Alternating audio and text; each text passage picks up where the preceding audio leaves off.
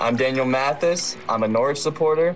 I really despise millennial Arsenal supporters. And you're listening to the Drunkard United Football Show. I hate championship teams that talk shit. Poor Daniel. Back at it at the championship again.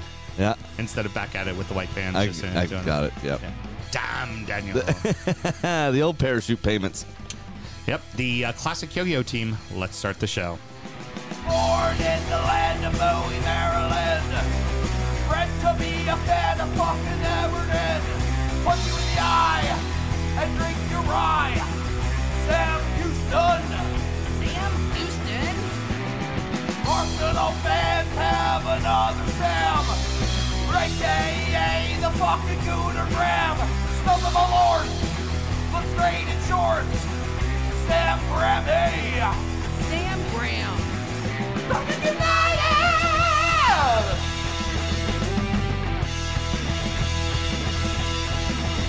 Fucking United!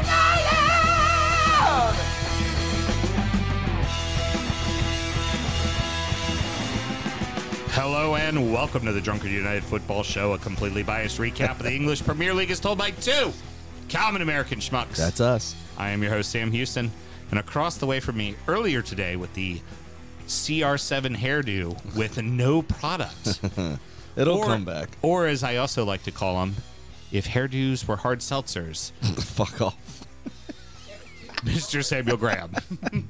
How you doing, Sammy? You're a jackass. Yeah, I can't just compliment you. I got to throw in an insult there. That's too. ridiculous. That's how it works, you know? You know what? I'm done. I'm leaving. You're done? Oh, are you going to whoa the fuck out of here? Is that what's going to happen?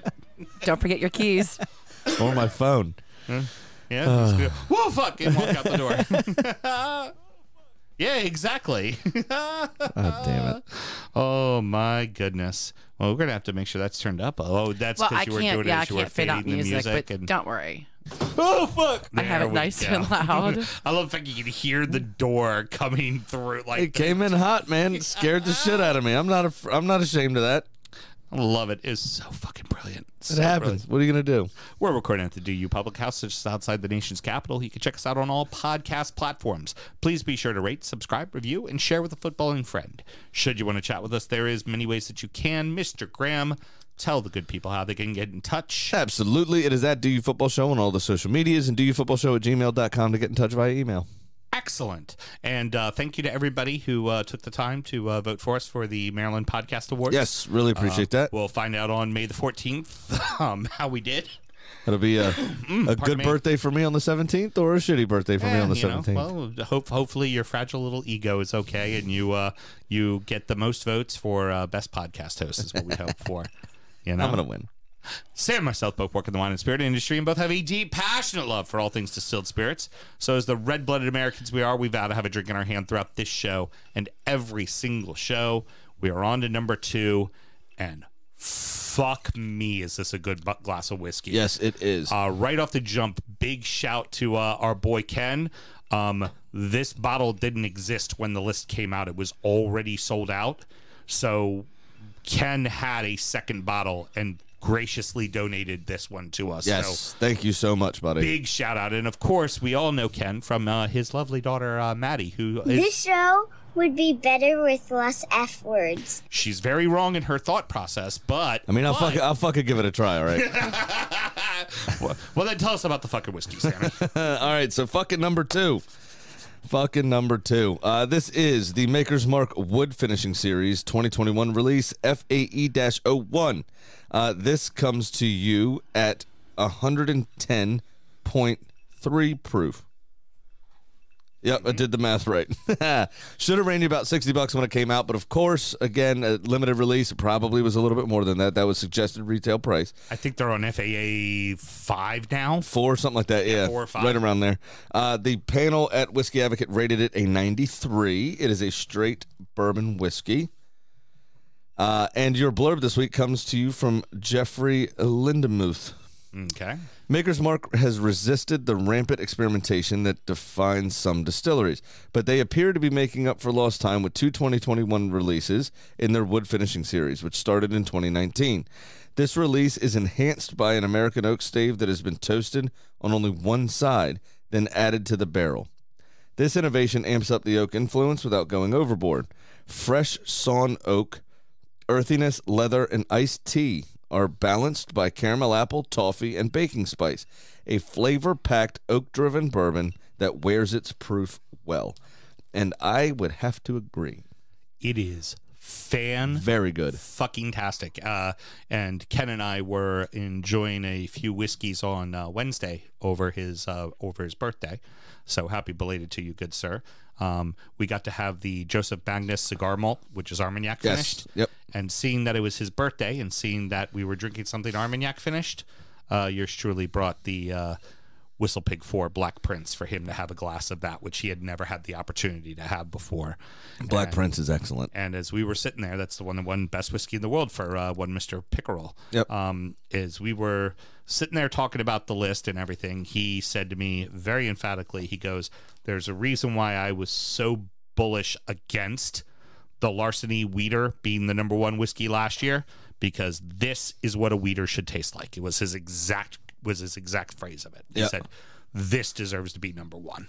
I don't disagree. Next week's going to have to blow me away. I know we're doing the Offerman, give it away. I'm sorry. I'll stop talking. Offerman something. Yeah. But then, of course, anybody can look it up online and see what the fucking number one whiskey was. Now, this one is, for me, I get a lot more tobacco, which they didn't mention in the blurb, but they do mention on the bottle. Mm-hmm. And I think this would be a lovely cigar whiskey as well. Yeah. You can't have anything too terribly strong because it will overpower the whiskey. It's got to be a milder cigar. It's got to be definitely. a milder cigar, but I think it'd be fucking excellent. Actually, you know what this would go really well with? Boulevard Bellicoso Habana. Yep. Because those the Cuban cigars, everybody thinks like cigar smokers think of the cigars as being like really strong, and it's like, no, actually Cubans are very nuanced and very soft, and they're very much like what Bordeaux wine is to France is what Cuban cigars are to the cigar world. They're a very mild, nuanced stick, and they don't have that big punch you in the ass kind of thing that a lot of the darker cigars have. Well, I don't know why you'd shove your cigar up your ass, but Yeah, exactly. Flavor. Producer Mel even had herself a glass of this one. What do you think, Mel? It's delicious. Yeah, it's so good. Very, very drinkable. Not too hot, but just enough heat so you respect it, and the flavors are well balanced. The chats are pointing out how adorable it is that you two dress like twins again. Oh, yeah, we are both Mr. Graham. Well, Short sleeves. You know what? Hey, yeah, and long sleeves. Thank you very much. But Mr. Graham, there's the opportunity. Please, by all means, plug away. If somebody wanted to... If someone wanted to twin with you, where would they do that? very easy, actually, at the DU Drip Shack. So if you go on any of the social medias, once again, it's at DU Football Show on all three of those. In our bio, there's the link for our T-Tree account. Absolutely. Very good. And are there other ways that people can support us as well, Mr. Graham? Funny you should mention, there's a Patreon, actually, also, patreon.com/DU Football Show. Just one simple $5 tier, and you get both of our extra shows. One that we just finished doing called Soundcheck, which is our actual sound check, catching up on the weekend, giving you a little glimpse into the lives of Sam, and Mel. And then Injury Time, which is our preview show of what's coming up. Yep. In the following game week. Which typically ends up running at least an hour, and about the last 20 minutes tends to be us talking about the games, because the first 40 minutes is us talking about fuck all else. Yeah, pretty much. And beers and beers are adopted clubs from other countries. Fantasy. Yep, the fantasy we have league. 2 fantasy leagues here. So that's right. There's pro rel in our fantasy. Absolutely, there is, which I need to talk to you about, because people are none too happy that there's only one person going up and one person going down. Tough shit. There's one. Well, this year, yeah. I said maybe next year might expand it to 2, but we also said it very clearly and plainly at the draft that it was one goes up, one goes down. We made that very clear. Right. So the tyrant has spoken. They can all fuck off. That's it. I'm grabbing my keys and leaving. Yeah. So you can also sometimes hear us fight. Exactly. like last week. At the end of the show. Hey, Mr. Graham, what else should we do? Always remember to drink responsibly. I love it. All right. Let's get into the fucking action. We got to clink glasses, okay. you dick. Okay, fine. Go clink glasses with you as I drop my coaster on the ground, and I'm just going to kick that onto the floor, and we all get to share a toast together. Yes, it's very good. All right. I take mine with Nutella. Heard. The relegation zone is cruel. You think you're safe at the half, only to realize you're another victim.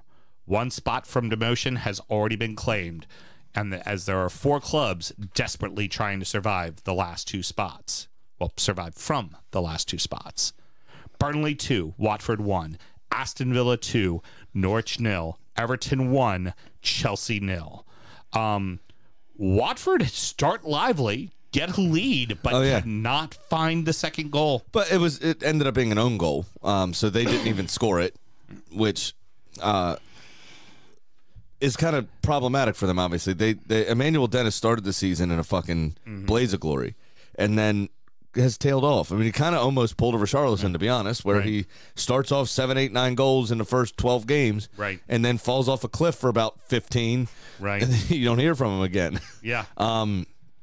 So it's really quite sad, to be honest. The picture's doing the rounds of Roy Hodgson sitting there with his shades on, just in the sun. Said he wasn't feeling well. He didn't even take the press conference yesterday, or on Friday, rather. And yeah, it was Saturday, but who cares? Days are days. Well, no, the press conference would have been on Friday. The pre-presser. The pre-presser. He didn't do that. He wasn't feeling well. But it's really sad for them, to be completely honest. They just there's no clinical aspect to anything they have going forward whatsoever. They had chances. God, did they have chances? Yeah, but half of them weren't even on fucking target. It could have been 2-3-0 easily. But they allowed Burnley to stay in the game, and then they allowed Burnley to grow into the game. And it took them a while because Burnley don't score a huge amount of goals either. But they finally did. A great header from Jack Corks, brilliant cross from Cornet. Yep. And then it wasn't Cornet. It was McNeil. Cornet was out.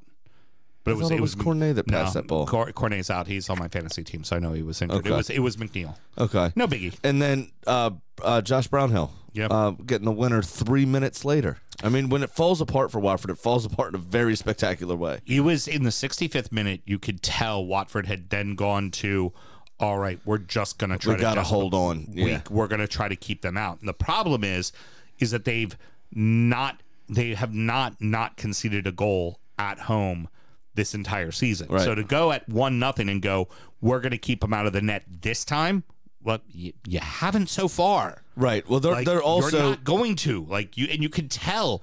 I'm watching as an Everton fan, and obviously I'm like, please, Watford, hold on. And I'm like, they ain't holding on. Well, the goal was coming. You could tell it was coming. The other piece of that was their 9th and 10th goal conceded after 80 minutes. Yep. This season. More than, obviously, anybody else in the Premier League. But they came into the game having conceded 8 in the final 10 minutes of games this season. And it's just not good enough. Great. And Ben Foster played very well, I thought. He played very well. He was had awesome. A couple of fantastic saves. It can't fall on him. I mean, the rest of the team has to fucking do something. They just don't. No. I mean, Brownhill was a bit fortunate. It went through like 3 players' legs. Right. And I think Foster was unsighted as a result of that. Right. But nobody was offside or anything. I'm not saying that. But there was a lot of traffic in front of the net. That first goal was a clear cross to a clear wide open man inside the 6 who emphatically headed the ball home. Yeah. All you can do is look at your team and go, where the fuck where are you guys at? What are you doing? Why is that cross not being challenged? Why is a guy that open in the middle of the fucking box to put that away? And at that, it's Jack fucking Cork. He's a central midfielder who barely goes into the box. Right. Ever. Be one thing if it was Weghorst, you're like, okay, we have the big German put it in. That's fine. We expect that. But a little tiny central midfielder who barely ventures into the box to attack, he's the one putting it away?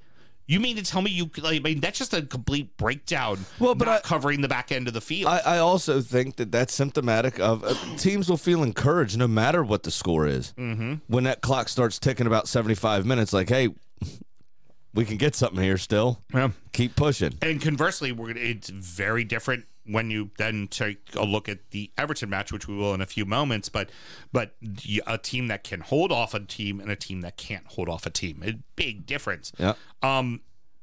For Watford now, it's backs against the wall. They have to win out. They have to win out. The minute they lose, they are going down. Lose a point. If they get a draw, they're going down. They have to now. They have 4 matches. They have to win all 4. Yep. They want any chance of staying out. And they need other results to go their way. And they're the worst team at home, and they have 2 of those games at home. It's not gonna. I very much think it's Palace at Palace this weekend. They're going down. They go down. It would not surprise me. It would not surprise me. Vieira's not going to let his boys fuck around on this one. And no. Yeah, I think it's done and dusted. Yeah, I would tend to agree with you. Almost, I mean, remarkable effort from Burnley, and since making the managerial change, which we were all shocked by, frankly, they've now gotten 10 points. It's 3 wins and 1 draw, and they seem to be invincible. It looks like they could get themselves out of it, but let's also don't look too fast now, because now it actually gets pretty tough for them. Oh yeah, for sure.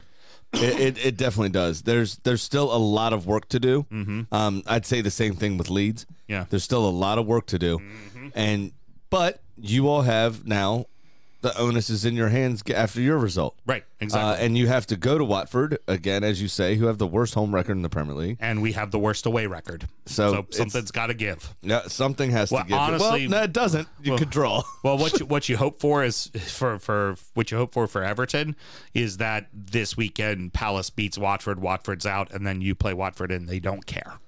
Right. That's what you hope for, is that they know they're going down and they just don't care. Now, what I would be nervous about, though, is that situation, though, they could play with freedom. I've heard players saying before where it was the weeks leading up to relegation where it was almost inevitable, where that pressure got to them and they cracked and they played like shit and they, let in late goals and did this, that, the other. But once the relegation was finally confirmed, they were able to play with the freedom because it didn't matter if they lost. They were already down. Sheffield United beat Everton last year right near the end of the season. So let's try to give the fans one more result. Yeah. Before we head out of the league. So that would be the part that makes me nervous. I've already told you I'm a little concerned about their front line, giving your back line hell. But with Yerry Mina's coming back to fitness and how organized, even though it was organized chaos, how organized your back line was with his return, even without Michael Keane. Yep. I think, or Ben Godfrey, he was still out. It was Mason Holgate and Yerry Mina, who don't normally play together ever. Right. And they were excellent. Yep. They were excellent in that game, which we'll come on to. Let's go on to the next match. Villa dominate. The scoreline does not tell you that they dominated. They fucking dominated. Oh yeah. They dominated Norwich. Norwich never seemed to have a hold on this game at all, and they looked like a team that was desperately hoping Watford would beat Burnley. Yes. And what the way it worked out was at halftime, Watford was beating Burnley 1-0, and it didn't matter what happened to Norwich. Norwich still had a chance to survive. But then Burnley came back, and if Burnley had won and Norwich lost, Norwich was relegated. Yep. And that's exactly what happened. It was kind of written in the stars. It's so funny that Villa did it. Yeah. It was kind of written in the stars when he took over there. Yeah. That this was going to happen. I hear they gave Dean Smith a good reception, though. I unfortunately didn't get a chance to watch it, but the highlights were awesome. Let's also face Dino's the one who got him up there. Dino fixed things in the championship and got them to that point. He deserves a lot of credit. Yeah, I'm not saying that at all. Yeah. But taking a job so quickly after you got sacked by the team that you support as well. Yeah. After selling Jack Grealish this summer and all of those kind of things, it was always going to be Villa that had a hand in you going down. No, of course. It's how the soccer gods write it. But what I feel really bad for Norwich supporters. I really do. Because once again, and it was the same thing after old Topics boy, it's just going down without a whimper again. Read it right here. Now, the official yo-yo club of the English Premier League and Championship, they are the leaders with 11 demotions. Yeah. Damn, Daniel. It means 10. It means 10 promotions. Back at it again in the Championship. But I'm glad we rehearsed that. Yes. But it's 11 demotions. It's 10 promotions, but it's 11 fucking demotions. Yeah, they extend their record as being the most relegated club from the top flight. Yeah. Yeah. But just the manner of it. I mean, even when Derby got relegated with the worst record ever. Yeah. Even they won a game in the last few weeks. Yeah. where Norwich going to pick up points? Norwich got their win against Burnley. They got that one. What, last time? Yeah, right when they fired Dyche. Yeah, that was 3 weeks ago already. Yeah, and I don't see them getting another win. That's what I'm saying. So they're going to, again, just go out without a whimper like they did last time. Yeah. And then them and Fulham pass each other on the M1. Fulham on the way back up, obviously. Here's the bigger question for you then in regards to Norwich. What is it that you have to do to make sure you don't immediately go back down again? Because you win the championship consistently. Well, I mean, they win it a lot. Don't sell your best player. Yeah. Find a more bona fide goal scorer. Yeah. That's what you have to do. Yeah. And they just don't do it. So Agreed. they sold their best defender to you in Ben Godfrey, 2 seasons ago when they got relegated last time. Then they sold Buendia when they got relegated this time to Villa. Yep. Well, no, that was on the way back up. They sold him to Villa. Sorry, that was on the way back up. Yeah, going back up. This season's been such a blur with all the cancellations and rescheduling. I don't even know where the fuck we are anymore. But it's just make poor. They don't replace what they sell. Let me say it that way, because you could say that all of that is poor decision making. But look at Brentford; they've survived each time selling their top goal scorer for a massive, massive profit. Right? Look at Ali Watkins. Look at Said Benrahma. Look at all of those players. Lespe. Mopé. Yeah, Mopé. Was a Brentford guy. Yeah, so, but they replaced them with somebody who's just as good with their little Moneyball strategy they got going on over there. Right. They find another guy who will score 30 goals for them. Exactly. But Norwich don't do that. Yeah. Norwich don't, and maybe Timu Pukki, who is a decent player, but maybe he's just in the Huckabee zone, right? He's in that David Nugent kind of realm where great and better example, more recent for people that aren't familiar with the two players I just mentioned. Alexander Mitrovic. Yeah. Who was 5 to 7 goals in the Premier League. Okay, fine. It's nothing really to sniff at, but for a center forward, you got to be doing better. He's on the verge of scoring what? 40. I thought he was on the verge of getting over 40, like 45, 50. Yeah, well, I think he's 40 already in all competitions, but I think he's like 33 or 34 in the league. Yeah, just insanity. Yeah. Absolute insanity. So, but he'll come up to the Premier League next season be 5 or 6. and be 5 or 6 and be on the bench a lot. Well, now, that being said, he's a player that needs service, and I think they've balanced their midfield a bit more now, where Fulham may be able to get him service in the Premier League, and he is a bullish player. I mean, he can give defenses trouble, but whether or not in the box. Yeah. Right, but I'm starting to wonder about Pukki. Is Pukki somebody that could only flourish in the championship? Yeah, I would tend to agree. And they also people going in the wrong direction at the wrong time. So like, Todd Cantwell basically has fallen out of form completely with the side. Billy Gilmore. Well, Billy Gilmore was alone. Yeah, but he was amazing. He played under Frank Lampard, played 12 to 15 games. It was excellent. He played the fucking Champions League. Yeah, exactly. And was excellent. Yeah. And then can't put in a shift for Norwich. Who's the outside? It doesn't make sense. Who's the outside back for Norwich? I'm forgetting about. It's not Lewis. It's something. But he was someone that had been favored to be picked up by a lot of different clubs, and then is just kind of fallen off. Like they just seem to have these guys who just fall off. Like they just don't end up being very good, and there's no offense, there's no defense. It's kind of shameful, but Norwich is fine with it because they take the parachute payment, they go down, they win, they come back up, they take the parachute payment. So, I mean, maybe... And they still get that season of TV revenue. Right, maybe for that club, this is how we survive. This is how we make money. Yeah, but that's crap for the fans. Nobody wants to do that. Well, I mean, every couple of years you're going to win a title as a fan. I guess. I mean, they do have more trophies than Tottenham in the last 10 years. So. Yeah, exactly. It's very sad. What a scene at Goodison, dude. I've never heard of these two clubs. What happened? Yeah, exactly. Fucking awesome game. It was wild. Well, even before the game, 15,000 around the stadium with the smoke flares. What and a the fucking atmosphere. Our good friend, Mr. Ryan Williams from the American Toffee podcast, he and his son Max were there. Max was awesome. On his shoulders. I was messaging with him, and I was just like, please explain to your son exactly how fucking paramount and important that moment was. That was awesome. That you were there for that, because it felt like an entire city, or at least the blue half of the city, told Everton, you're not losing today. We are willing you to a victory. It didn't, like, taking nothing away from what the 11 guys on the pitch did, because we'll get on to that. Fuck Pickford, Jesus. Pickford is Scott Sterling. My God.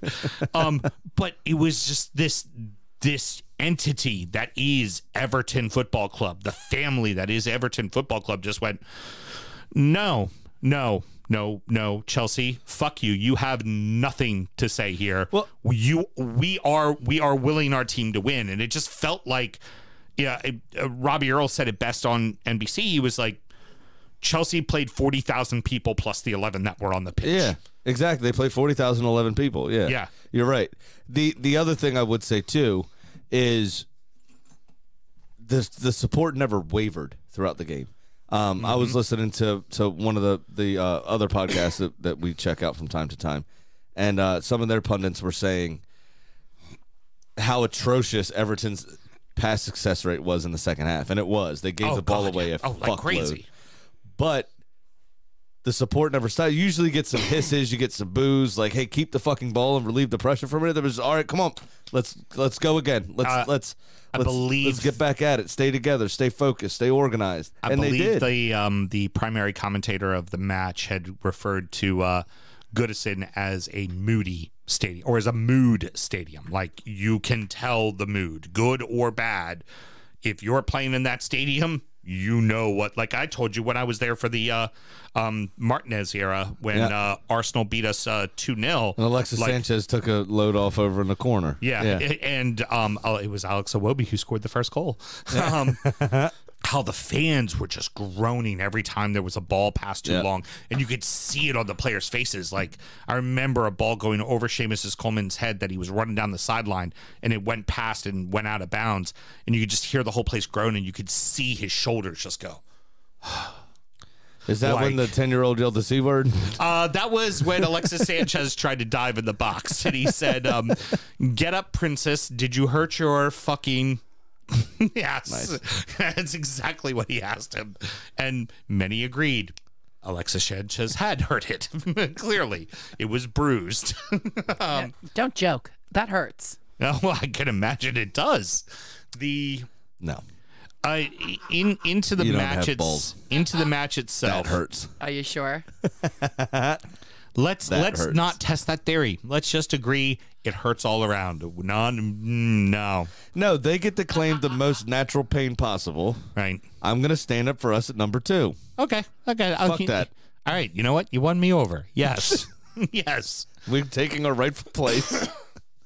And being kicked in the groin is the second worst pain you could feel for. Right. Number one's childbirth, and they get that. That's their world. Yeah, exactly. I'm going to save my retort for injury time. I already know what it is, and that would be number 3. What, purple nurples? Well, no. Accidentally put it in the butt? No. The unexpectedly. Again, never injury time, move on. Joking. Never trust anything that bleeds for 5 days. Fucking hell. Jesus Christ. Jokes. I don't even remember where we were. Into the match.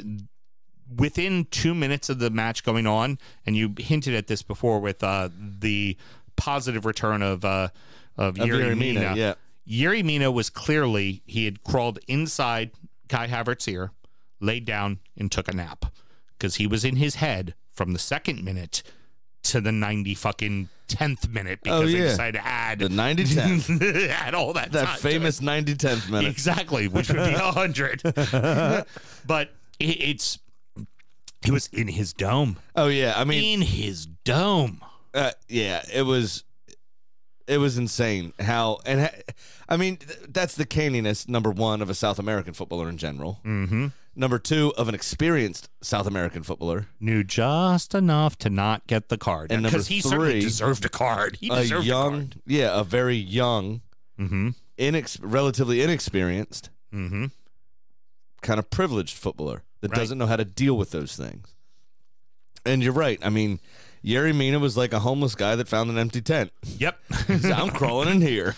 And he lived rent-free. He would be grabbing on his jersey, and then the minute that the ref would turn his head, he'd take his hands off his jersey, and Havertz would have a handful of his jersey. It was excellent. I mean, the whole effort. I mean, even you forced a mistake out of Cesar Azpilicueta, Mr. Reliable. Yes, one of the most reliable people out of on the him. field. Yeah, absolutely ridiculous. And Richie, who hasn't played very well from time to time, Richie gets it done, puts it in the back of the net. Absolute amazing finish. Now, given the way that he chucked that flare, I wouldn't have him throw out the first pitch anytime soon. Very true. If I was a bird flying by, I'd be a little nervous. You can't help but as an Everton supporter, just like you see the still picture of him in the corner celebrating the goal with the flare in his hand. You're just like, get in, son. Yeah. Everybody did their part. Fabian Delph, he may retire after that performance. I mean, had a great match. He ran more than he has in the last 6 years combined. Great match. Myalenko has really grown into his role. Now, I still don't like the way it all went down with Digne and everything, but we got a great left back. Oh, yeah, he's good. Myalenko's very good. He's not going to be as offensive, and there was an opportunity for him to score a wide open goal there in the second half. He just lost his nerve a bit, I think. So there's that. You know, Myalenko, Holgate had a great match. Seamus Coleman just being the captain. You know, the captain. There was a couple of little fisticuffs. That happened a lot this weekend, to be honest with you. There was a lot of fair few fisticuffs at the end of moves and plays and stuff. But you all right? Decided to join me down on this level? But Mel just lowered her seat. Get the rave on, son. Well, hold on. I think the guy in pink rivals Jordan Pickford for the man of the match. The supporter in pink. Yeah, he was ready to put the ball underneath his shirt. Tried to steal it at one point. That whole stadium was just shithousery. It was just a level of shithousery. Everybody was simpatico. It was like, absolutely. We are just going to fuck with this But can I also nonstop. just say, there's nothing more scouse than being in the front row on a globally televised football event thinking you're going to get away with stealing the game ball. Yeah, just put it under his shirt. He just had a very big lunch. He put it under his shirt, but then he took it out of his shirt, just set it down on his feet while he was looking around like, I'm just going to keep it. He had a really big dump. This is coming with me. But, you talked about him, using the face to make the save. But and the announcer even said it, and I love a, quote, right in the face, end quote, sentence. Total Scott Sterling. It is the best. But the save right before that, Mason Mount takes a shot, hits off the inside of one post, goes across, hits the other post. I think he got fingertips to that, too. I think he turned that onto the post. Hits the other post, comes out. He's running across the face of the goal. Ball comes back into the middle, and his entire body but his hands are past the ball. In the goal, in the goal. And just his hands stick out, boom, knock it away. Yeah. And knocked it away far enough that it was out of the way. But I mean, just the way that he flung himself at it, the trajectory of the ball, the rest of his body was already past the flight line of the ball. He had to completely come back and knock it back away. It was amazing. And then it was absolutely amazing. There was the long shot that he just barely got his fingertips onto and knocked over. Off his cheek. Yeah. And then Ziyech had, honestly, that was probably the toughest of all the saves that he made, was Ziyech on the near post, just a quick turnaround, shot low to the low near post, and he got his, boom, hand out, knocked it away. Kovacic, too, had one. Yeah. And just, wow. What a performance. I mean, honestly. And then, again, he used his fucking face to save from Antoine Rudiger at point-blank range. Yeah, Scott fucking Sterling. You can't beat it. And you could see the emotion from the team when the whistle finally got blown. I thought 7 minutes was a bit much. Thought it should have been 5. But then also I found it also a bit antagonizing, too, that it was like at 7, it was already at the 7-minute mark, and there really wasn't much stalling or any injuries or anything like that, that the ref still gave Chelsea that one last attack. That was It's weird, yeah. No. It's 97 and 30 seconds. Blow the fucking whistle. Yeah. You can't just go, oh, well, we're going to give them one more chance. I hate that bullshit. And I hate it just in general, even as a neutral match. It's like, even when it's my team, like, no, like, don't give them one more chance. They don't deserve one more chance. They had 7 fucking minutes to get that chance. Well, I don't and they know. didn't I don't do know it. why there was 7 minutes in the first place. I don't think it really warranted. Thought it should have been 5. Thought it should have been 5. You had a couple of cramps from Richarlison. You had a couple of substitutions. Yeah. And that was it. And a goal. And that was it. It's just the goal was in the first half. No, the goal was. I'm sorry, the goal was early in the second half. It was like the first minute of the second half. Yeah. So really why, not even added. Right. So what are you doing? Right. It just doesn't make It was sense. just, this is a top 6 side. Let's give them 7 minutes to. And that's the worst thing. At Goodison, like you would have thought there'd be like, the whole thing of Fergie time was a lot of times it happened at Old Trafford. It was kind Every of time it happened at Old Trafford. home cooking, right? Like, and where's our home cooking? I mean, I get it. We're in the relegation zone, but God, a little home cooking, like, come on. There were rumors of fireworks, pots and pans, and other shit outside of the Chelsea hotel the night before. Oh, no rumors. Oh, no There's rumors. video. There's Oh, is video. there? It's awesome. I didn't see that. Tuchel even admitted being woken up a couple of times over the night. Like, Brilliant. just Love it. Get a little Central American in there. I love it. That's the best. That's like Now- Costa Rica, Honduras. That's all that shit. That's brilliant. the big talk for Everton was at this part of the relegation zone battle was, they have it really tough. They have it really tough. They have it really tough. Well, that really tough part, they just got 2 wins and a loss, and the loss was at Anfield, which you expect. You expect, yeah. So they beat United and they beat fucking Chelsea. Now they still have at Leicester, at Watford, Brentford and Palace at home, and then at Arsenal. When you look at the schedules, and we'll get on to Leeds in the next segment, for Burnley and Leeds, now it becomes they're the hunted because they're the ones just in front of Everton, and you don't want to say the pressure's off Everton, but you got the really tough ones out of the way. Yeah. And you're going to Leicester, who honestly, all attention is on this Thursday in Roma. Oh, it's on the McRib Trophy. Yeah, and if they advance, they're going to be elated. If they lose, they're going to be deflated. So you have to figure that's going to play into Sunday's match. Yes, it That's will. absolutely going to play into Sunday's match. You know what I am worried about, though? And I said this last week, and I'll say it again. It's shaping up for us to relegate you. Right. And I don't want that. I don't think that'll be the case. I hope not. And you were bullish about that last week. I think we will be You were safe bullish by the about time it that gets last to you. week, but it's still making me nervous because the possibility is there. Yeah. The other piece to that, though, is I'm really worried for Leeds. We're going to get to them in the next segment, but yeah. Okay, then I'll save it for then. I have a lot of sympathy for them because of having an American boss now. Oh, absolutely. And the reception that he was given when he signed. Yeah. And Ted Lasso for 3 weeks and all this, all the shit that he was given. And now you know what he did say, and I do want to get this in. He said it's squeaky bum time for. Yeah. Very well said. In his interview, he said it's squeaky bum time now for Leeds, and I thought it was brilliant. I want to finish with this thought. This weekend is what makes football so beautiful, and Oh fuck yeah! and the excitement of it all. I don't ever want to be in this situation again, and gosh, I hope we stay up, but that moment, that watching my team, watching them fight, watching the supporters all just show the amount of love that they have for this team, and in the regards of what football means to us as supporters and fans. That match, that was a prime example of exactly why we love this game when it's not pretty. The title is on a razor's edge, switching hands match by match, just waiting for one side to make a mistake, which it seems like either one will not make a mistake. Liverpool 1, Newcastle 0, Manchester City 4, Leeds 0. Newcastle gave him a battle, man. It was Newcastle, a leggy performance from Liverpool.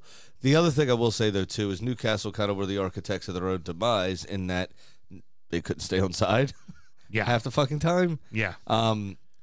You have to test Allison. You have to go at Liverpool to an extent. You know, Right. It's what people said about City, right? Where you have to just go at them. If you play defensively, that's what they want you to do. That's how they expect you to play. They prepare for that. Yeah. But if you sucker punch them in the first 5 minutes, and then you continue to pressure a bit, you have a chance. I mean, even the week prior with Everton against them, I mean, Everton at least had a couple of opportunities, and particularly in that first half, probably had the better opportunities. Right.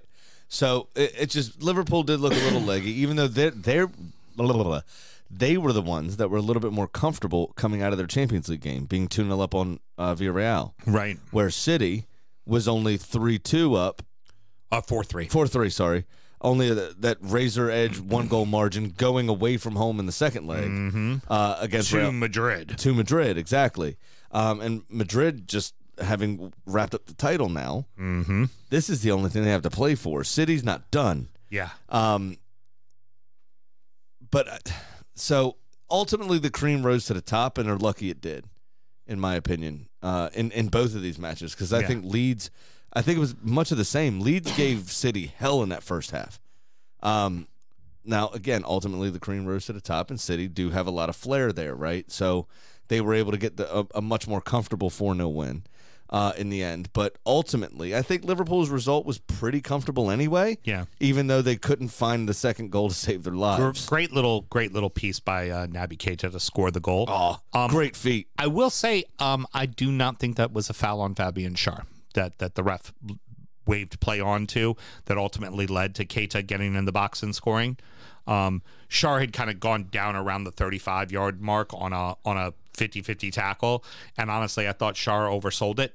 And on James Keita's, Milner, on Keita's goal. that was not a foul. That wasn't a foul at all. I didn't. No, It's absolutely not. And that was a good tackle. Again, biased Evertonian here, and it was a solid tackle. And honestly, shame on you, Fabian Schär. You're a central defender. What the why are you carrying the ball out of defense like that? Well, and why are you trying to look for a foul there when you know the minute you hit the deck, somebody's going to have to cover your ass, and Keita sliced apart the center of inside the box, just sliced things apart to score the goal. So and it was a great little layoff. I think Luis Diaz was the one, or maybe Jota. One of the two passed the ball back to him on a little 1-2. But it was great feat. It was good composure, and it was just all around a great goal. Now, bias will show. Mr. Mane is getting away with a lot lately. 2 hands in the face in the derby, and he went in spikes up, chest high, that ended up hitting Dubravka in the knee. And I get it. It's a loose ball. It's a 50-50 ball. When the ball's in the air, the player has as much right to the ball as the keeper does. But the player doesn't have the right to have your spike sitting straight up at chest level. And then to ultimately come through and hit the keeper spikes up. Well, he did that before. And it didn't even get looked at. Do you remember when he got sent off against City a few years ago for a high foot? It kicked Ederson in the face. Yep.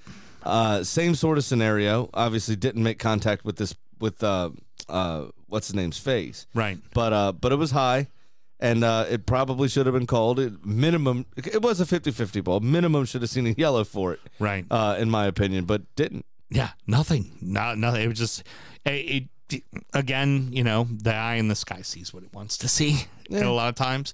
But for I mean, I'm willing to allow for their human too and all that kind of shit, but it's pretty fucking apparent. Yeah. You're making it really obvious. That was for Charleston. That would have been a red card. Yeah. It would have gotten looked at by VAR. If that was Granit Xhaka, he wouldn't even have to do that, and it would have been a red card. He would have been a red card. Yeah, it just there's other teams you look at and you'd be like, yeah, you wouldn't have done that if it was any City player. You wouldn't have done that if that was Ronaldo. Hey, here's one for Smokey. Yeah. You know who it wasn't a red card for? Who? Since apparently it was the same thing. Aaron Ramsdale. That's for you, baby. Very good. Very, very good. That sun out there in Arizona is baking his head. City answer, though. Liverpool gets the win. They move to top of the table. And then later that afternoon, City answer in emphatic fashion. Now, granted, it was a lot tougher in the first half because also let's talk about this again. What a fucking atmosphere at Ellen yeah. Road. Ellen Road was bumping. Absolutely was. 100%. So there was a lot of mistakes made in this game by Leeds. Luke Ayling, I think, had a couple that were pretty apparent, but City couldn't capitalize. Yeah. Meslier made a couple of fantastic saves. Was standing on his head a bit, but as we the old cliche we've said on the show many times, if you apply enough pressure, eventually the dam will break, and that's what happened. And it did. Ooh, did it? Oh yeah, it was. It hurts them because of the goal difference situation. It hurts Liverpool because of the goal difference situation. It's now only +1. Right. So that plays big time That's into huge. it. And you have to assume that with the next match, Liverpool probably isn't beaten in Tottenham by 2 or 3 goals. And it's probably going to be a 1-goal game. And you have to imagine City's probably going to win their game comfortably. And next thing you know, City got the goal differential too. It's the one thing that Liverpool kind of had going for them, being just behind in the hunt. Right. So, and that's huge. Say City do lose, which I don't see them doing now. Yeah. I think the rest of the schedule looks pretty straightforward for them. Oh, I don't think either team loses. I think this finishes As is. They run it out, and it's City win the league by 1 point. Well, right. This, for me, was the banana skin weekend. This was where one of them Agreed. could have slipped up, and they didn't. Yeah. City has Newcastle next, but it's at home. Big difference. Newcastle's Huge been a very difference. different team on the road than at home since changing over And St. to James's Eddie Park Howe. was bumping this weekend. Yep, absolutely. Even West Ham. That atmosphere Oh, for was your pretty match, it was damn. pretty- it was That pretty atmosphere was pretty dope.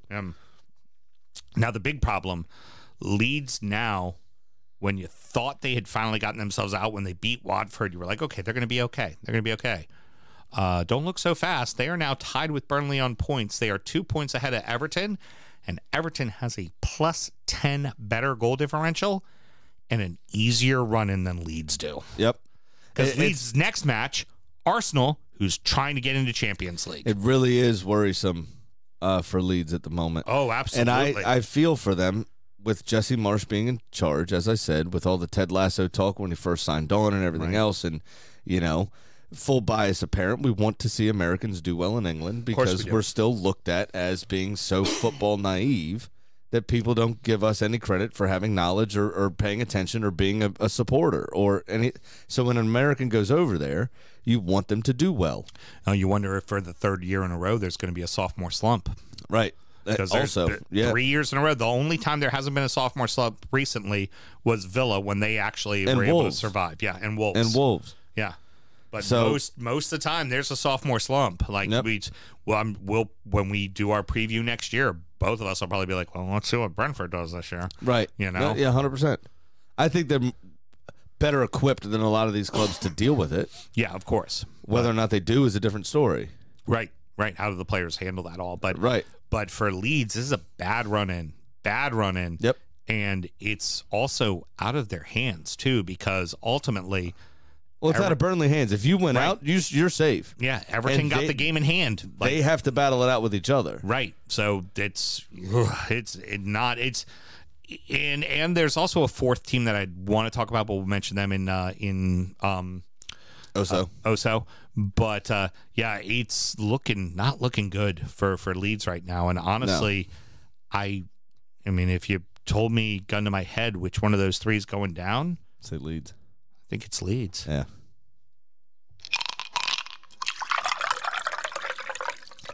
Rounding out the rest of the league, and so that happened. Hold on. Yeah. Don't worry, Gecko. We could be very wrong. Yes. Lars, too. But of course, Lars doesn't listen to the main show. He only listens to Patreon. The Patreon in the shower. That's good. He can't give me shit about it because, well, he doesn't listen to the main show, so he won't hear me talking about it. I still like the idea that he's having a wee wank to our voices. Heard. All right. Crystal Palace 2, Southampton 1, Brighton 3, Wolverhampton 0, Tottenham 3, Leicester City 1, Arsenal 2, West Ham 1, Woo! Man U 3, Brentford 0. Nice little comeback from Palace. Honestly, this is what Vieira wants to see out of his boys. I think there's going to be matches that they take off down the stretch here, but it's not because Vieira's not going to be in their ass the entire time trying to get them to play better. You're absolutely right. He's a hard-nosed dude. He expects a certain standard, and it's been, trying to change the culture at Palace, right? Trying to make them more expansive. Remember, he changed half the fucking squad to lower their age profile over the summer, and he's gotten these players on song very, very quickly. Very interesting stat that I saw over the weekend. The last 4 matches that Palace have played, Conor Gallagher, 4 yellow cards, 0 chances created, 0 goals, 0 assists.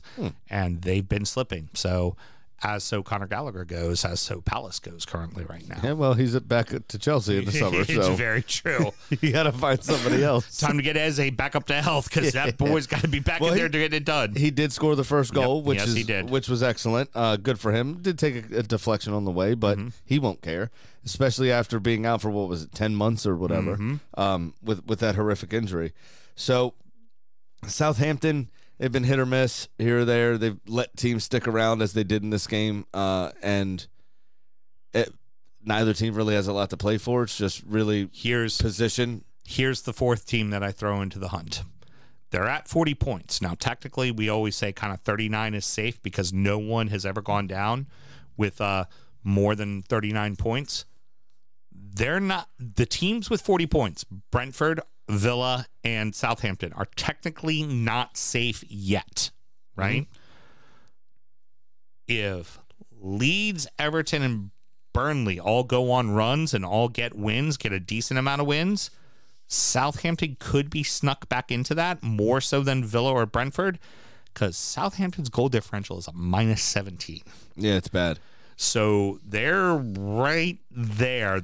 I tend to think they're okay, but don't be surprised if we see them in 17th place at the end of the year. You know it doesn't and help. See like an Everton or a Burnley skip over them. You know it doesn't help. Goal differential. Losing 9-0. Yeah, or losing or 6-0. Yeah, 6-0. Well, or 6-1, I think it was. Could have been worse. It could have been 18-0 if it wasn't for all the saves that he was making in the post that got hit. Hi, Kenny. The Seagulls love to miss penalties, man. Yes, they do. It's like 3 in a row that they've missed. They haven't scored from until the second penalty. They hadn't scored from the spot in their last 3. If at first you don't succeed, try again. Yeah, that's right. And it's also a lot easier when the opponent doesn't even show up to fucking play the game. Yeah, that's so I reached out to our boy Paul from the Whole Lot of Wolves podcast and just kind of like, what are your thoughts? Because you're slowly watching your team that was clear. Dallas or Houston? Houston. But you're looking at your team that's clearly in the hunt for not just the McRib, but Europa, and even at one point Champions League. They were even in that discussion as well. Yeah. And now they're looking at maybe they finish in the top half of the table. Maybe, because the way Brighton and Palace are playing, I would say those two legitimately want to finish in the top 10. Like their players, their coaches, because it's something they haven't done before. Where Wolves is like, how have we done that before? And it almost feels like they're kind of just... Well, the Molyneux let them know about it, too. They booed them off the pitch. And how do you let a team survive missing a penalty? That was Brighton's first real chance. Oh yeah, that's when you put the ball in the back of the net 10 minutes later and done and dusted, and they're gonna fall like a cheap chair. Yeah, not you fold like a cheap chair. It was pitiful. It was absolutely fucking pitiful. So Paul, I also agree. Both penalties were actual penalties. Yes, do agree. Yeah. Paul, the long and short of it was Paul basically said he's like, look, this is a typical mid-table team season, right? A team that doesn't have enough in the tank to get over the finish line, doesn't have enough personnel to get over the finish line. And he goes, it's disappointing and it's frustrating because you look at the team and go, we could have done so much more, but it's the normal mid-table problem. It's, or as I would used to call it, haven't been able to call it lately, Evertoning that, where you just kind of, God, how I would love to Everton that back like we used to. Just finish in 8th place. That'd be nice. Remember those days? Those days were great. Oh, my nice God. And calm last 3-4 weeks of the season. The scoreline does not reflect how this game really went between Leicester and Tottenham because there's a handball at 0-0. A flat-out handball at 0-0. But the children and VAR, clearly VAR realized it needs to be for the children. The children, Sam.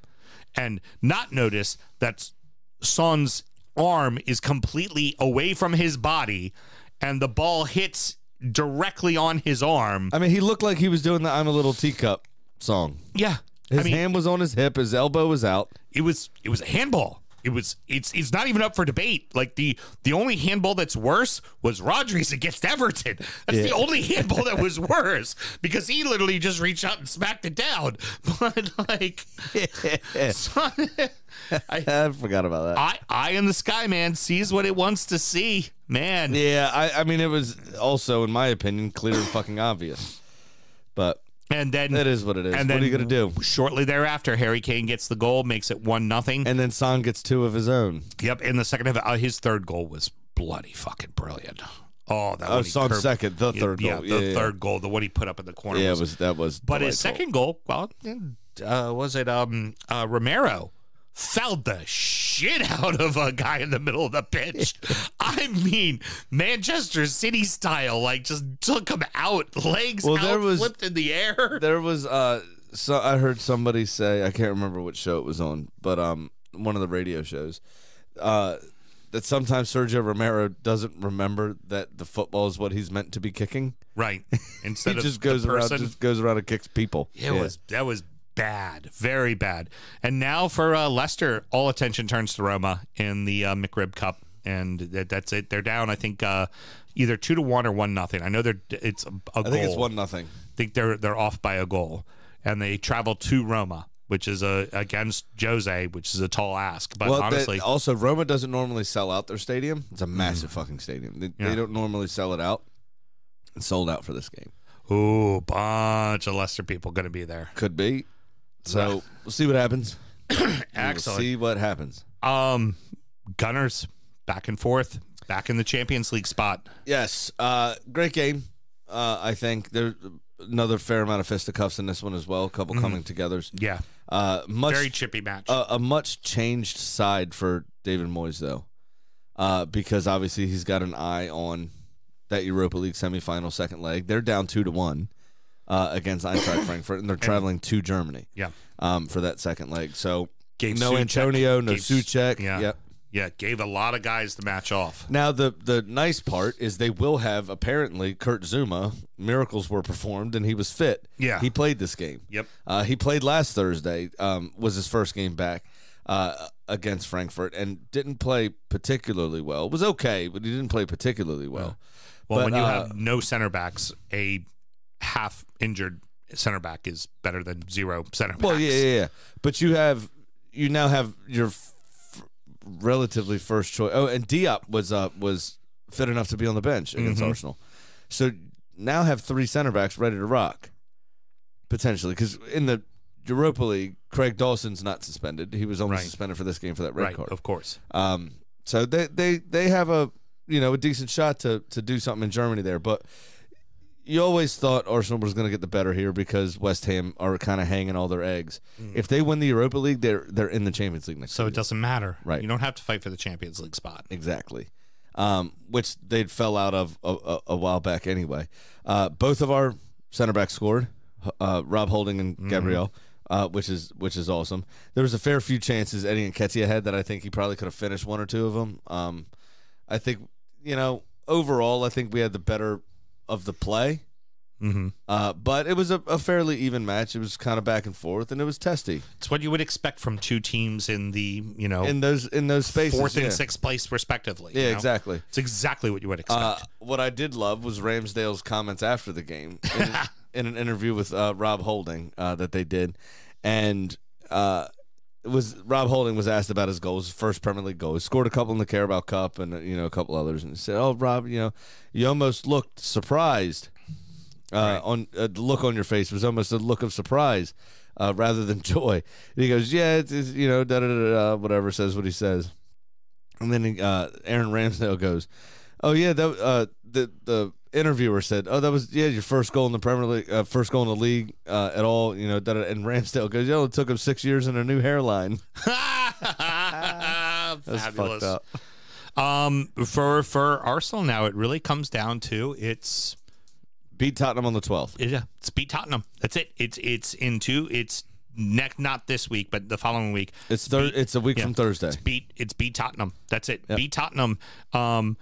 Chelsea is within reach. I think ultimately Chelsea will figure it out. But also, well, I mean, their next match is Wolves, and Wolves have nothing to play for, which I think will help. Wolves didn't play. Yeah, exactly. So, well, maybe Bruno Lage gives them a bollocking after how poor that was. Yeah, you would hope. Yeah, but also we're only 3 points back. But now also they have those guys pay attention massive to goal difference on us. Yeah. So we would need them honestly to drop points in 2 games, and I don't think they will. Right. I think it's because we're not going to catch up the goal difference. Right. But for and the other good thing for you too is you also have that other little trump card too with Spurs, because Spurs play Liverpool this weekend. Mm-hmm. So there's a chance to really separate it. And let's also face it, United's out of discussion. So 4th is yours to be had. The question is do you want it? Can we hold on to it? That's the key. Easy win for United. Final home match of the season. They're actually completely caught up on games, so they only have 2 matches after their game with Chelsea in the midweek on Thursday. Yep. Which really there wasn't much to talk about that game. It was 1-1, and it was just uninspiring. Chelsea dominated it and should have won the game, and they didn't. Yeah. Which is what killed my bet, but perfectly fucking okay with that. Well, also I do think too in that regards you have a point man and you're refusing to play him. Despite the interview and all the Inter stuff and things like that, you can tell when they're playing, they scream it out, especially in that Everton match. That match screamed for Lukaku. Oh, yeah, big time. And somebody to stand up to Yerry Mina. And Tuchel's pride just is not playing him, and it's... Because Kai Havertz went full Gen Z. Yeah, exactly. And it's just not working. Not working at all. Felt like a curtain call, didn't it? Yeah, you and I were watching Juan that Mata match. started the game. Nemanja Matic started the last few. Matic got subbed out to a standing ovation. Yep, Mata subbed out. Cavani coming on to a standing ovation. It was like, this feels like... A mass goodbye. Yeah. It was also the last game at Old Trafford for this season. Yeah. Because they do finish on 2 away games. But yeah, no, you're absolutely right. There's a lot of players. I mean, Ralph Rangnick, we read off a lot of those quotes that were leaked last week, but one of them that sticks out was when Eric Ten Hag gets here, I'm going to deliver him a pile of shameful dossiers on every first team player. So those that are out of contract are going to be fucking gone, and that's just the end of it. Yeah, you'd imagine. And United, being the commercial behemoth that it is, will have the money to sign players despite finishing outside of Europe. Yeah. They always do. And I'm sure the financial fair play gods will be doing something else. Well, outside of Champions United go sign people. Outside of Champions League, because they're going to end up in a European spot. They're still going to go to Europa. No, I really would love nothing more than Manchester United to be in the McRib Trophy. Yeah, I don't know if West Ham will be able to pull it off, though, to get them there. I'm with you. Because I want them to go to like the far reaches of Scandinavia, like in the Arctic Circle and a Bulgarian second division team. Maybe they could go play Alan Pardew's Red Star Belgrade. That'd be awesome. Maybe they got to go out to Belarus and play FK Slotsk.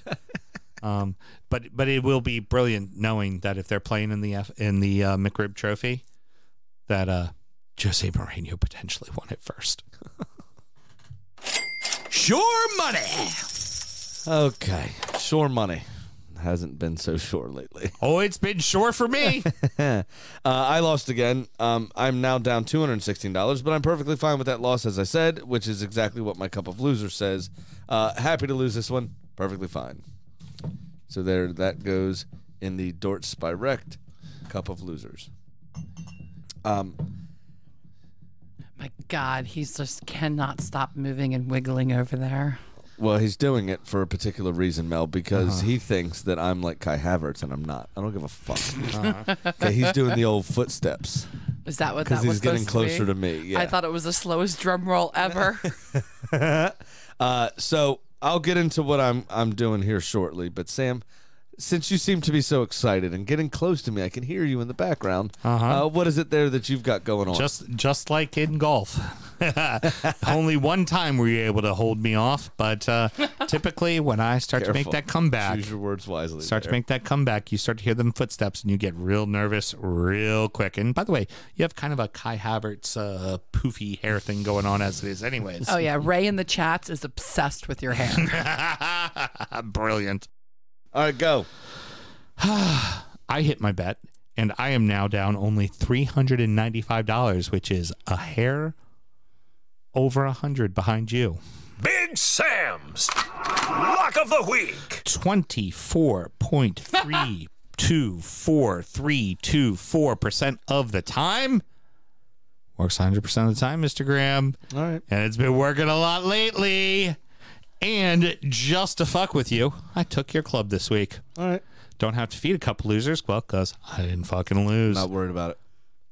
I'm betting your boys this weekend. So give me Arsenal to beat Leeds and the total over of 3.5 goals. I think this is a 3-1, 3-2 kind of match. Okay.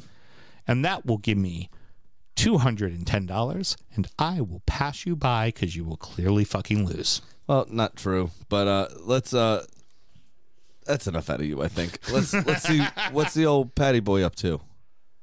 And now it's time for our degenerate gambling friend Pat's pick of the week. The only person taking a bigger dive than you is this guy.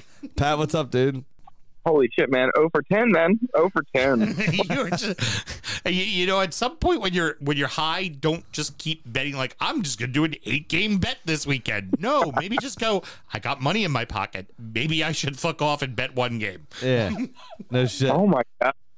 I mean, I didn't do the exact math, but if you would have taken all 10 games and parlayed it and laid like $10 on it, I think you would walk away with somewhere close to like $5,000. Wow. Well, that is the last game of the season special that I do every year. Well, the one thing he honestly, he deserves it. He picked Chelsea to beat Everton. And not just the fact that he's picking against his boy, you know, but more importantly, he picked Chelsea. He has a history with Chelsea.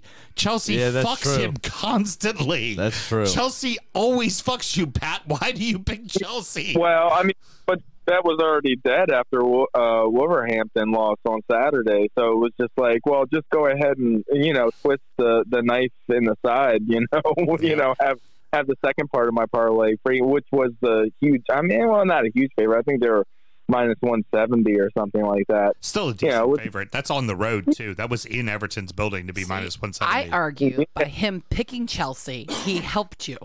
Oh, he probably did. I appreciate that. The karma I'll helped. pick the rest of the season, everyone against Everton, if that'll help you out. Yeah, well, if it'll help, we'll see. All right, buddy. So what do you got this week? Let's see if I'll we pick can go. in every match. Hey, before I get to that, hold on. I want to have a conversation real quick. Okay. Okay. What's going on in your world then? How's it going in your world? When's Arsenal and Tottenham having that makeup game from earlier in the season? Is that coming up? May 12th, 2:45 p.m. Eastern Standard Time. Is it a middle of week game or Thursday. weekend game? It's a Thursday. A Thursday game. Okay. Well, we still have that bet going on for $1, right? It's firmly in place. Yeah. Okay. Just making sure. One we didn't cool, about that. crisp American dollar. I want it ironed, laundered properly.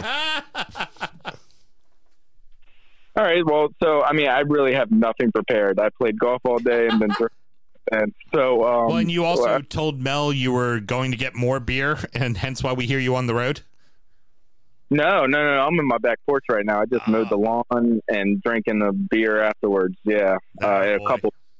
I am drinking a Shiner Tech Ken IPA. Yeah, it's pretty good. All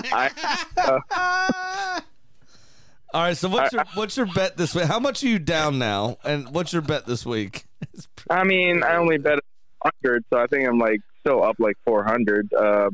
I was going to ask you all, what do you think I should take? Because my picks ain't doing jack shit. But anybody, can I take 100 on one of y'all's bets? I know you all parlay, but can I just put 100 on something? What do you want me to put 100? I think my bet's pretty good. I took Arsenal to beat Leeds and over a total of 3.5 goals, and that's plus 210. Yeah, I don't like that. Okay. Hey, everybody, can you give me some ideas for bets? I don't know what I'm going to do. Here's an idea. Fuck your idea. All right, do you want mine real quick? I'll do mine for you real fast. You see if you want this one. All right. So, as I said, I'm down 216. I picked a 3-game parlay of Brentford to beat Southampton, because Southampton are on a bit of a slide after their couple of good results. Villa to beat Burnley. Yes! And then Arsenal to beat Leeds. And that gives me plus 663 on a $100 bet. Huh. All right. I actually hope you hit that one. What's up with the Manchester United? Why are they, they're favorites, but they're low favorites? Because they suck. Really? Manchester United suck? They haven't been playing well. They've been playing like shit. They're in 6th place. They don't tend to win. They did win today, but they haven't been playing well. Take that one. Who are they playing? BHA. Brighton Hove Albion, who they've lost at. They've lost at recently. Mm-hmm. So that's probably why they're actually getting some. That's actually, I would say, after Brighton having that 3-0 win over Wolves, I would say that's actually a pretty good play. I would take put 100 on United. On United, since they're getting odds. It's only $70, but fuck it. And get me back into I don't know if you would call that a winning column. 1 in 11. It's a win. It's when you've well, lost 10 in a row. Money. You're still up on money. Yeah, I'm leaking it like a goddamn broken faucet. Yeah, no shit. Well, just remember, the chicken's better than all of us.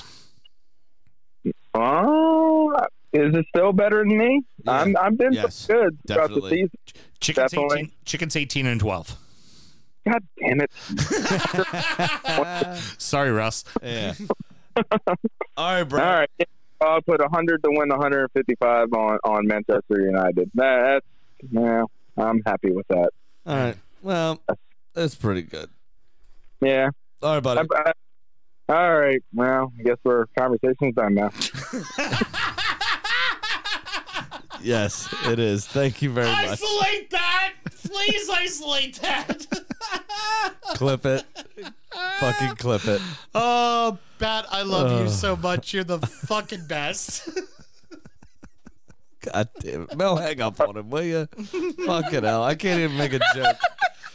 I can't even. That went especially shit than normal. That's fucking terrible. I don't even have to lead it in. We already know how that segment went.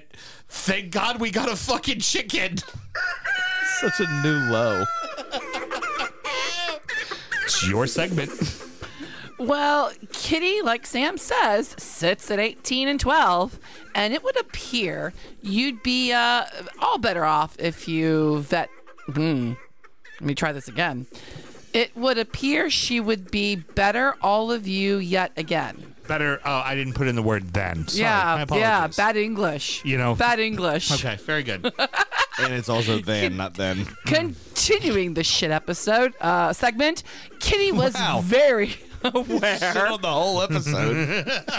Thanks. Our fucking producer. Producer of the year. Let's hope. Vote for Mel. Can't find any more voting's done. Come on, cold reader. Get it done.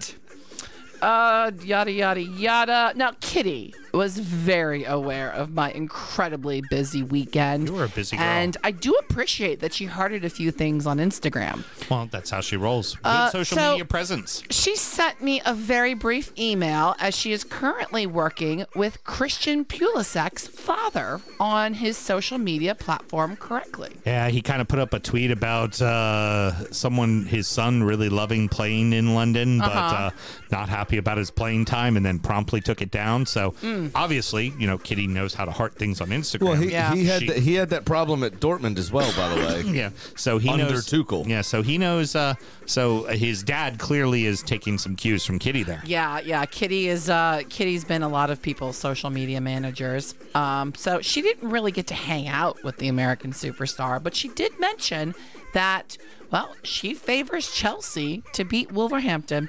She's been on quite a whirlwind tour, and I guess now in London, working with Pulisic's father and Christian there to make sure that things get ironed over, because they wouldn't want an Inter moment like Lukaku, right? Yeah, pretty much. I asked Penelope if she knows when Kitty's coming back, and the best I can hear is sometime after Memorial Day.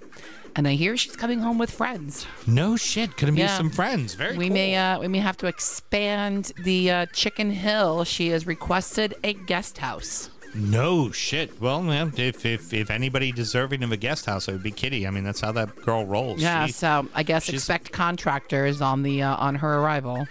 Heard. Very good. But you know what Kitty also expects? What's that? She always expects me to remind everybody to gamble legally and responsibly. Championship corner! I've fallen and I can't get up. Oh no! I feel like this segment is now kind of deflated because that one was so shit. Well, I would say we already know who's going down. Let's just keep it to. Well, we already know that Fulham is going up. Listen, let me tell you something. Yeah. You'll run the segment when you're in it. Okay, very good. Okay, relax. cool. Let me take care of it. The party was delayed last week as Fulham lost to Nottingham Forest 1-0. But Knott's needed to stay in the playoff hunt. Today, Monday, Fulham confirmed themselves champions of the championship with a emphatic 7-0 win over Luton Town. Oh, and Luton Town was in the playoff hunt. Fuck, they put it on them. We got Mitro with 2 in that game. And Fulham are now confirmed champions. I'm not going to do the rest of the midweek. So we start on Friday with Sheffield United beating QPR 3-1. On Saturday, Preston North End over Barnsley 3-1. Bournemouth over Blackburn 3-0, which means a lot to the second automatic promotion spot. Derby did get a moral 2-0 win over Blackpool, which is nice to see. Wayne Rooney saying he's going to stay on. Yep. Don't know if that's going to be the case, but that's what he's saying right now. Bristol City over Hull 5-0. Cardiff and Birmingham 1-1, which has playoff implications, I think. Huddersfield over Coventry 2-1, which is important to the playoffs. Borough getting another win 3-1 over Stoke. Millwall beating Peterborough 3-0. Nottingham Forest 5-1 over Swansea, so a couple of wins on the bounce, staying in those playoff places. West Brom 1-0 over Reading. Sausage rolls for everybody. And then there were no Sunday games. So that brings us to your table. Fulham, again, crowned champions, 90 points on 45 games. Wow. Pretty fucking good. Bournemouth in second place on 44 games played with 82 points. Nottingham Forest up to third on 44 games played, 79 points. They are only separated by 1 goal in their goal differential. Bournemouth are plus 33.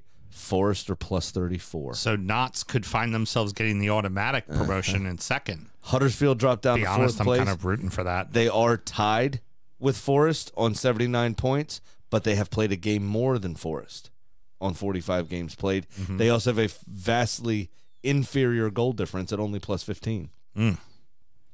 So Forest is actually looking poised here. Bournemouth, obviously, in a good way as well, and Scotty Parker. Sheffield United in fifth on 72 points. Probably not going to catch Huddersfield, so Huddersfield and Forest and Bournemouth are at least minimum confirmed to be in the playoff places. Right. I believe. Luton Town rounding out those playoff places with 72 points, also in 45 games played. Middlesbrough on 45 games played, 70 points in seventh, just outside looking in, but a better goal difference at Luton Town because of today's result. So we is it could Millwall right there too? Millwall is in eighth on 69 points. We draw hard around it, but only plus 9. Right. So getting very, very interesting in your playoff picture here in the championship, and I think we're going to see Everybody else is on 45 games, so this makes it so much more fun. The game in hand that Bournemouth and Forest play is the one against each other. Oh, that's fantastic. Fucking get in. Yes. Yep. Fucking love it. I wonder if that's a midweek this week or not. So we'll have to wait and see. There is one game left in the season for everyone else, and then that game. There are 2 games, officially, 2 games left in the championship. So Knots, if they want to, Nottingham Forest wants to make it into automatic promotion, beat Bournemouth. If they beat Bournemouth, they already have a better goal differential. They'll just extend that. And then, so they will be in the automatic spot. Yeah. I mean, no offense to Bournemouth, but for Knott's sake, Nottingham Forest's sake, I would love to see them get up. Automatic promotion. That'd be great. That's like Leeds coming up. That's a big fuck deal. Oh, yeah. That's a really big fucking deal. So you've got in 5th Sheffield United on 72, in 6th Luton Town on 72, in 7th Middlesbrough on 70, and in 8th Millwall on 69. So there are 4 people vying for that the last 2 playoff spots.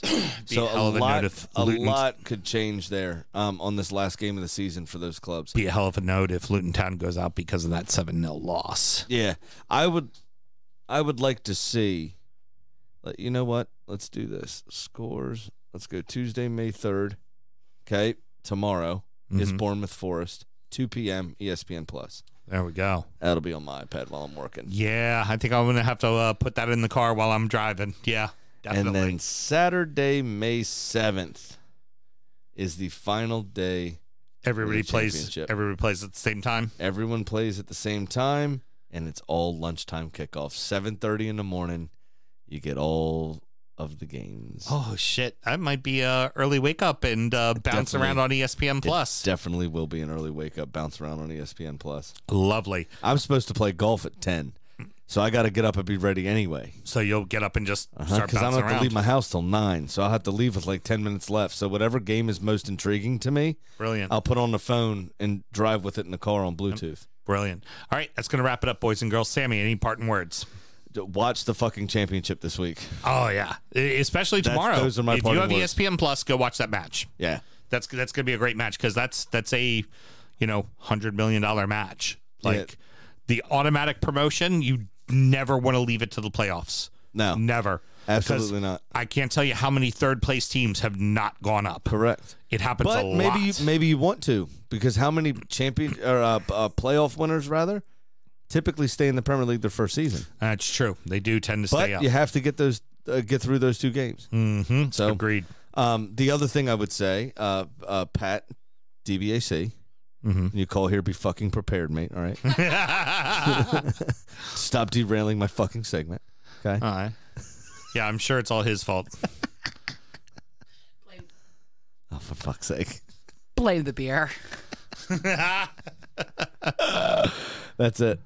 All right, I love it. Yeah, there's D back right there. Oh, he's getting knocked around by my chair, so we got to be careful there. All right, next up is Injury Time. We review the beers we've been drinking. We talk about our adopted clubs, although most of their seasons are now done. But we'll go ahead and talk a little bit about League One and League Two and all that fun stuff. And we will preview the weekend's action for the Premier League. Sammy, should somebody want to find Injury Time, how do they go about doing it? One last time, it's www.patreon.com/DUFootballShow. And just sign up to that $5 tier. You get both shows. Pretty good. Sound check and Injury Time. Excellent. Until next week, everybody. Good night. Born in the land of Bowie, Maryland. Bred to be a fan of fucking Everton. Punch you in the eye and drink your rye. Sam Houston. Arsenal fans have another Sam. AKA the fucking Gooner Graham. Snub of my lord. Look straight in shorts. Sam Graham, hey. Sam Graham. Brooklyn United!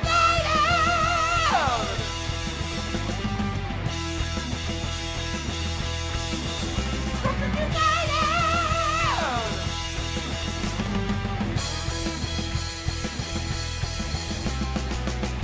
Hit the fucking mute button!